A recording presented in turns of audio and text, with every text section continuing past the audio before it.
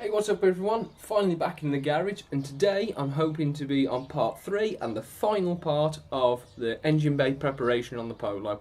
So, fingers crossed. So then what I'm hoping to do is Scotchbrite all of this and get all the loose shit off. Some bits here that you'll understand when the engine goes in. I'll keep it a little bit of a secret now, and then we're hopefully going to get some red in the engine bay. And it's looking pretty here.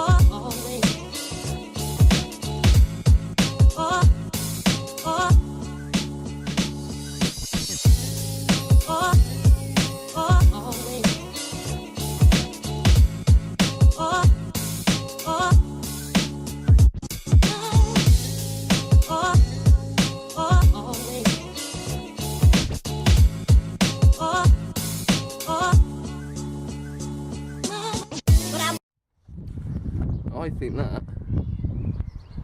has come out bloody well. Overall, I'm quite happy with that. Ready to get that engine in.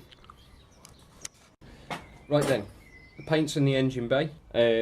That's about as much as I can do into that at the moment. Obviously, when I say it's the final part, obviously putting a different engine in a car, nothing's ever final. So I shouldn't have said that really. That was bollocks. I know a lot of people are going to be questioning why I haven't got the brace piece on the other turret. That will all make sense when the engine goes in.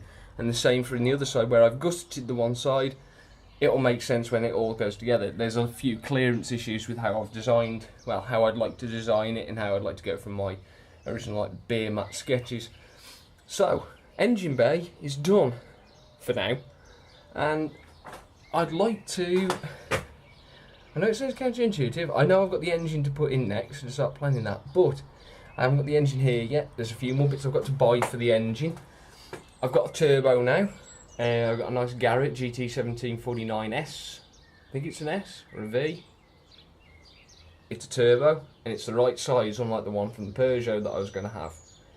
So, I think my next plan is to start getting the bodywork bits ready. I've got the wings off and the bonnet, as you know, and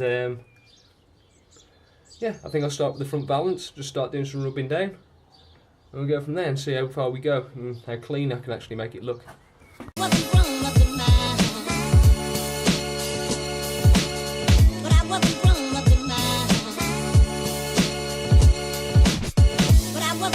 that's all flatted off. I managed to straighten the little dent up that was there. I think I might have missed that on the camera, sorry guys. I'm just going to spot prime some bits. Then I've actually ran out of paint, and it's Sunday and it's 20 to 8, so I don't think anywhere's going to be open to get some Gambier red.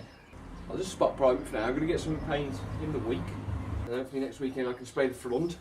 And then I've got to figure out a way of tipping it upside down. All will make sense when it comes to it. If I can't tip it upside down, I'll put it on its side, because I've got some big plans for the exhaust system, and also I've got to remove the fuel tank, but things are starting to come along now. I know it still looks like an absolute shed right now, but progress is coming on strong. So, main thing that I'm going to do now, so the main thing is, from now on, the engine I've got at work, there's some bits and pieces I've got to do to that before it goes in. I've got to strip it down, it's got to have new gaskets and seals and bits and pieces, and then also I've got to get the bloody turbo manifold made up. So, I'm going to concentrate on the bodywork while I'm here. As you've seen, I've flatted the front down, I'll put some spot priming on there.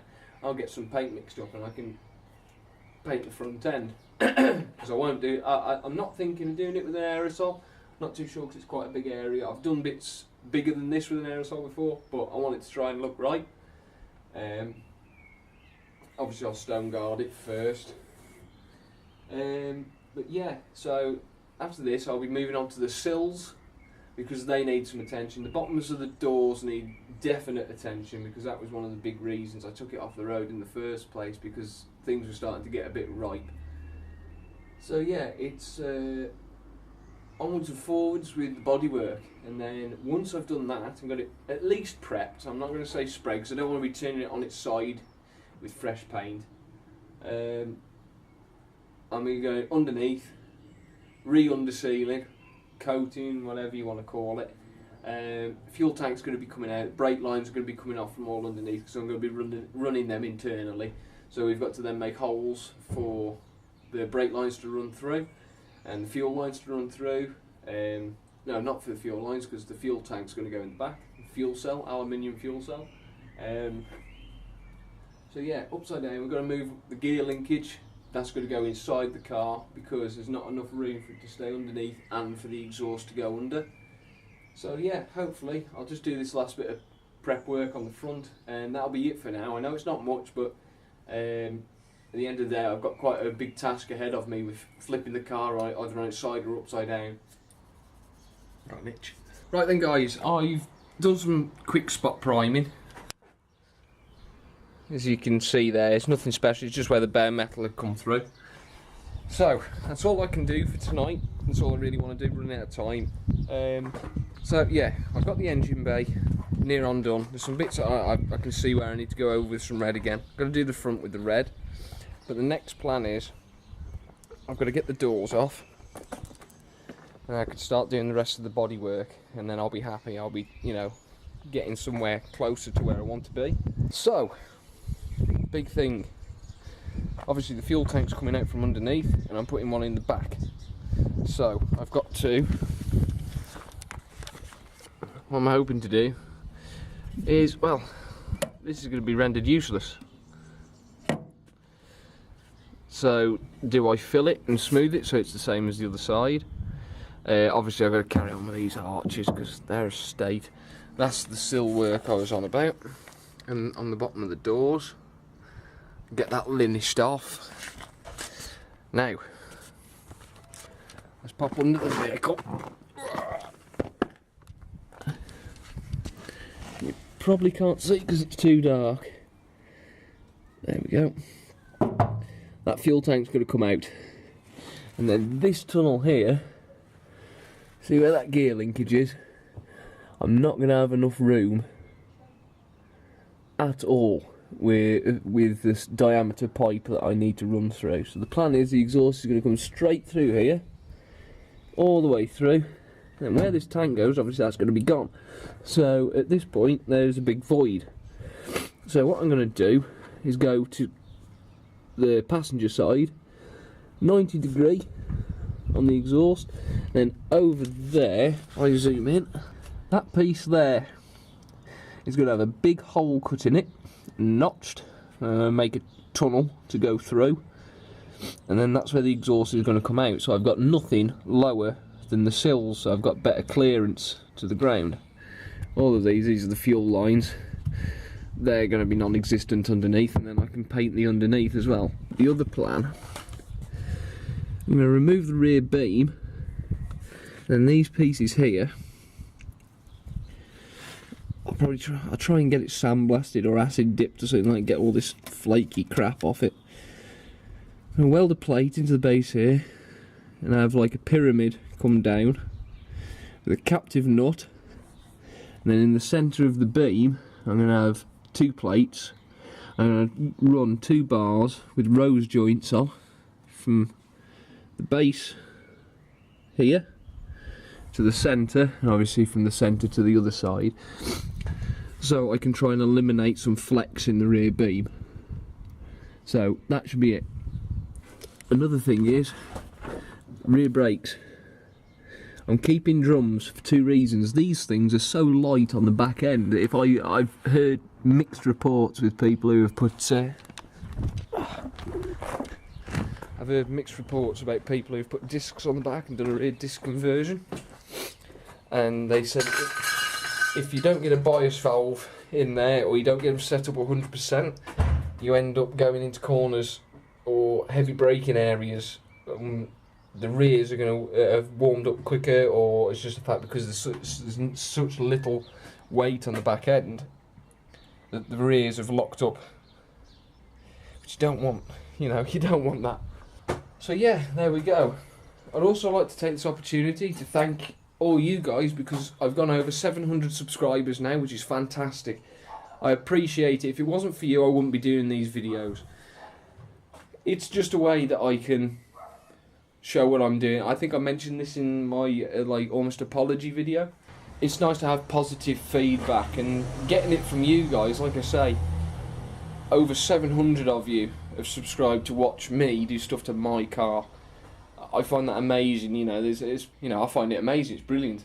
I mean, obviously there's channels out there that've got millions of subscribers or hundreds of thousands of subscribers. Well, 700, that's a lot of people. I couldn't fit them all in this garage, so thank you guys. Also, another opportunity is, if any of you play on Xbox, I mainly play Forza Horizon 3. I know this sounds like a bit of a weird thing to be putting on my channel, but I want to get a few of you, if you play, in a club that me and Martyn have made. If you remember Martyn from the other videos, he's one of my best mates, and Martyn's made a club on there, and I want to try and make a big club. So if you add me on Xbox, my gamer tag is Copper Warrior 7. I know. I will type that out there, so it should appear with the magic of editing. Copper Warrior 7. Capital C, capital W, number 7. If you add me, I'm on most nights, and hopefully we can have a laugh and a bit of a race round. Should be some good fun. So don't forget, people, if you're new to the channel, check out the other videos. If you're a returning subscriber, thank you very much. Much appreciated. Like I say, 700 subscribers, brilliant. That's all for now. I know it's been not a very involved video, there's not been much content, but it's all I've managed to do. I want to get back in the garage. I've been away for a bit and I haven't had a chance to get up here. So yeah, thank you again. I know I say thank you a lot, so thank you. And yeah, so that's about it for today. I'm going to get busy and clear this shit up. But on the plus side, we've had no more, I think it was a mouse that chewed up all the stuff. We've had no more returning visitors. I just realised you might be just looking at my tit. Sorry about that. So yeah, cheers guys, thanks for watching. Please remember to like and subscribe. I'm trying to update Instagram more. Twitter I've given up on because it fries my head. I've got to be honest with you, but I'm hoping to get my Facebook page back up and running, which is obviously it'll be Facebook.com/The Ginger Mechanic.